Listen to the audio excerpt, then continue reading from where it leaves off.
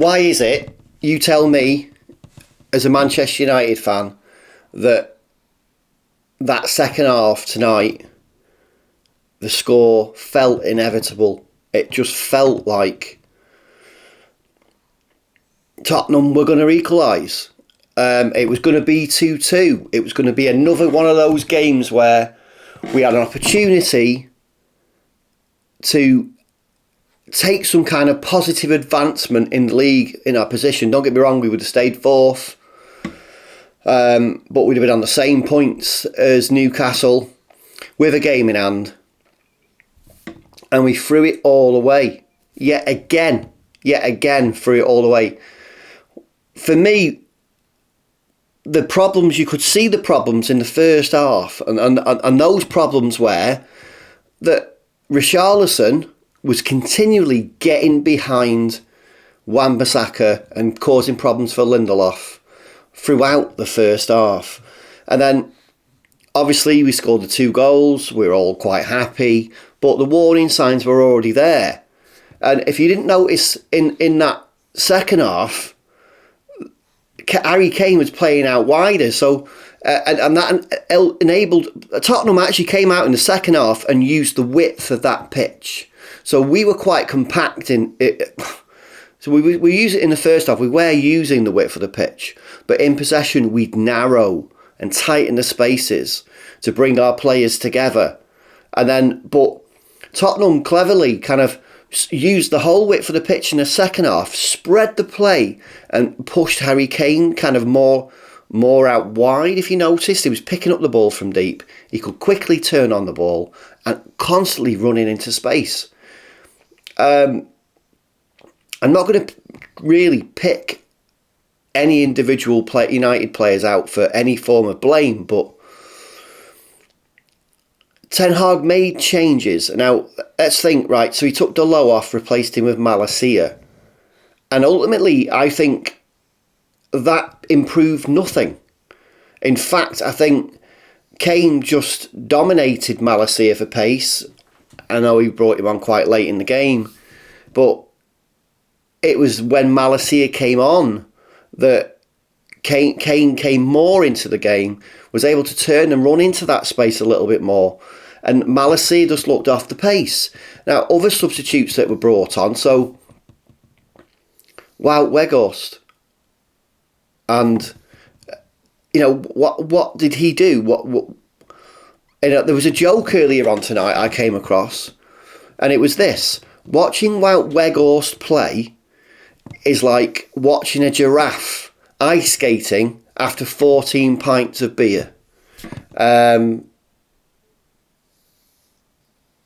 What do you think? Do you think that's true? Do you think he's that useless? He's like a drunk giraffe. I just, my head's in pieces because I didn't prepare to do this video. I just felt compelled to get onto this video, to do this video and just vent a little bit. But I'm not the sort of person who shouts and screams at a camera, so I don't see the point in doing that.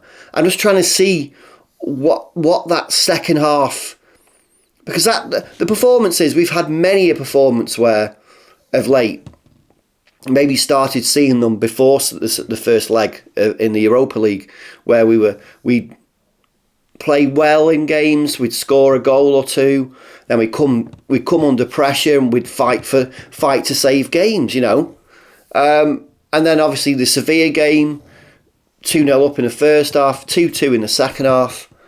And tonight felt very much the same. Obviously, the 2 goals that Tottenham scored weren't on goals. And it's like my head's been blown. It's in pieces. I just don't understand some of Ten Hag's substitutions. Took Anthony off, took Sancho off, put Martial on. Fred come on as well. Maybe not at that same time, but I don't think Martial was effective. He offered nothing.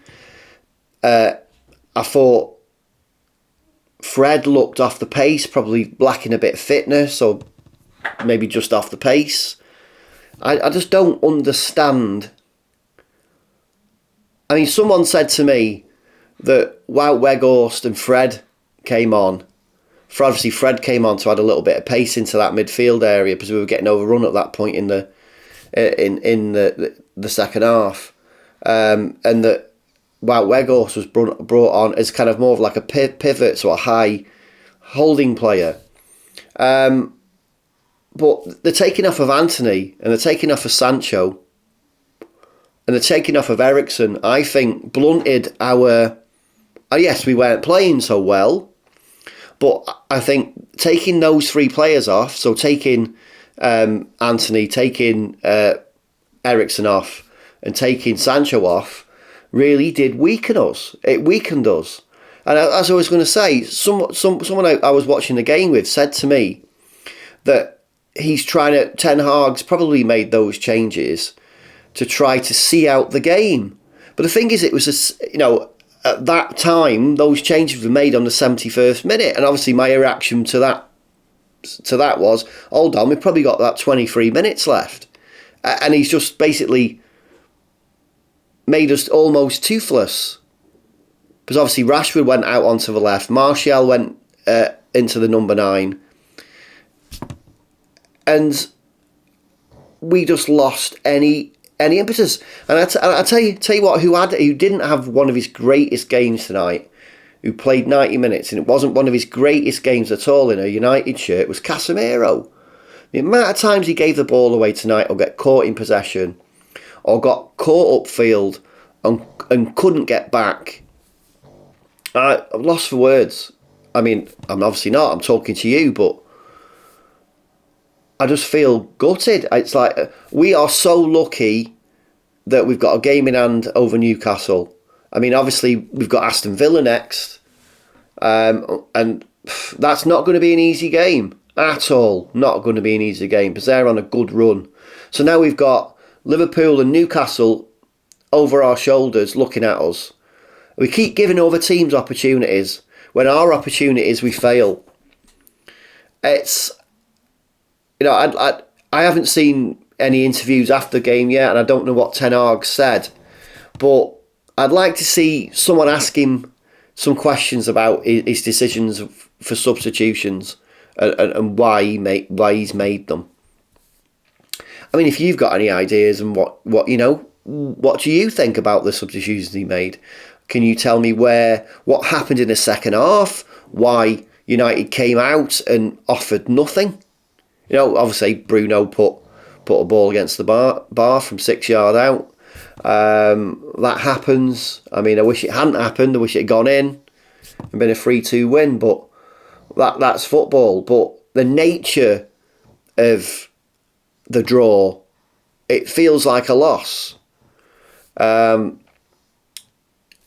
me what you think in the comments below. Please like the video if you want to like the video, and if you don't subscribe, please subscribe. Thanks for watching.